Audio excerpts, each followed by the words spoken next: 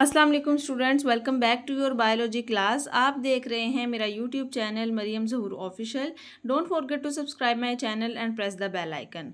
तो आज जो हम जिस ऑर्गेनेली के बारे में बात करेंगे वो सेल के अंदर बनने वाली प्रोटीन और लिपिड्स को डिलीवर करता है, वो उनका डिलीवरी सिस्टम है। जैसा कि मैंने आपको प्रीवियस लेक्चर में बताया था कि एंडोप्लाज्मिक रेटिकुलम जो है वो प्रोटीन को बनाने के साथ साथ उसकी टिकट बुक करवाता है। प्रोटीन और लिपिड उसके अंदर बनती भी हैं और उसके अंदर जो है वो ये डिसाइड भी होता है कि प्रोटीन और लिपिड ने आगे कहाँ जाना है, यानी कि वो प्रोटीन और लिपिड्स की टिकट बुक करवा देता है, यानी कि ये डिसाइड कर लेता है कि उसको आगे कहाँ भेजना है। अब वो टिकट तो बुक कर लेता है, लेकिन ये नहीं पता कि वो कौन सी बस की टिकट बुक करवाता है और कहाँ पे उसको भेजना है। तो इसका आंसर आपको आज की वीडियो में मैं दूंगी। तो जिस बस की टिकट एंडोप्लाज्मिक रेटिकुलम बुक करवाता है उस बस का नाम है गोल्जी ऑपरेटस। इसे हम गोल्जी ऑपरेटस कहते हैं। इस वीडियो में आपको गोल्जी ऑपरेटस की हिस्ट्री से लेकर उसके मेन रोल के बारे में बताऊंगी। आपने वीडियो को आखिर तक लाजमी देखना है और अगर आप मेरे चैनल पर न्यू हैं तो चैनल को सब्सक्राइब करें और बेल आइकन का बटन लाजमी प्रेस करें ताकि मेरी हर आने वाली वीडियो का नोटिफिकेशन सबसे पहले आपको मिले। तो चलिए शुरू करते हैं। सबसे पहले मैं आपको गोल्जी ऑपरेटस की हिस्ट्री के बारे में बताऊंगी कि इसको डिस्कवर किसने किया था। तो बेटा 1898 में एक इटालियन फिजिशियन था, फिजिशियन कहते हैं डॉक्टर को, कमाइलो गोल्जी उसका नाम था, जिसने इसको डिस्कवर किया था। इसी वजह से उसके नाम की वजह से इसका नाम भी गोल्जी ऑपरेटस रखा गया है। साइंटिस्ट का नाम भी कमाइलो गोल्जी था। अगर इसकी डेफिनेशन की बात करें कि गोल्जी ऑपरेटस क्या होता है, तो Golgi apparatus is a set of flattened sacs. Flattened कहते हैं चिपटे हुए, आपस में एक दूसरे के साथ चिपके हुए, और सैक्स कहते हैं थैलों को। इन द साइटोप्लाज्म, यानी साइटोप्लाज्म के अंदर कोई थैलियां हैं। जिस तरह कोई एक प्लास्टिक का लिफाफा होता है, एक लिफाफा रखें उसके ऊपर आप दूसरा रखें, दूसरे के ऊपर तीसरा रखें, तो आपस में वो क्या होते हैं, चिपटे हुए होते हैं। चिपटे यानी कि पतले से होते हैं। दी सैक्स आर कॉल्ड सिस्टर्नी, और इन थैलों को हम क्या कहते हैं, सिस्टर्नी कहते हैं। stacked over each other and make a structure called Golgi apparatus।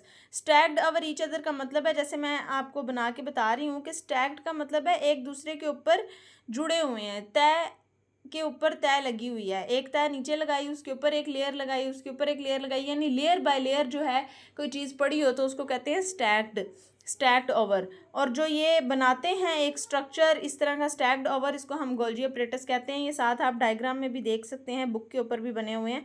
इसी तरह से जो है पतले पतले से थैलों की तरह आपस में एक दूसरे के ऊपर जुड़े हुए हैं, और इन थैलों को हम कहते हैं सिस्टर्नी।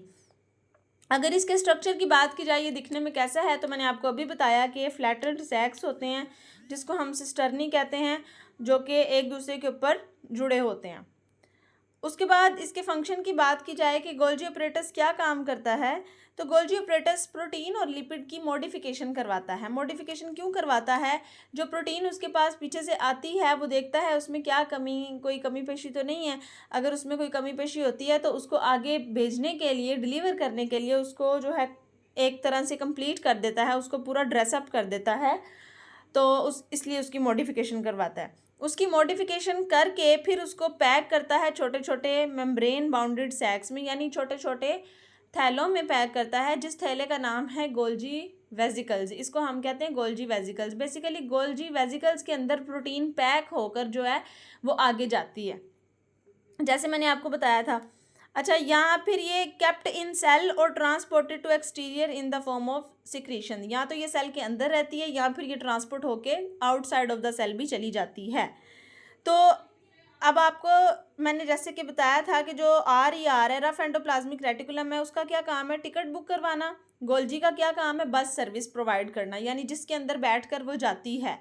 और जो वेजिकल्स है ना, वो एक सीट की मानिंद हैं। जिस तरह एक सीट पे कोई मुसाफिर बैठ के सफ़र करता है, इसी तरह जो गोल्जी वेजिकल्स हैं उसके अंदर प्रोटीन पैक होके जो है आगे ट्रैवल होती है और सेल से बाहर जाती है।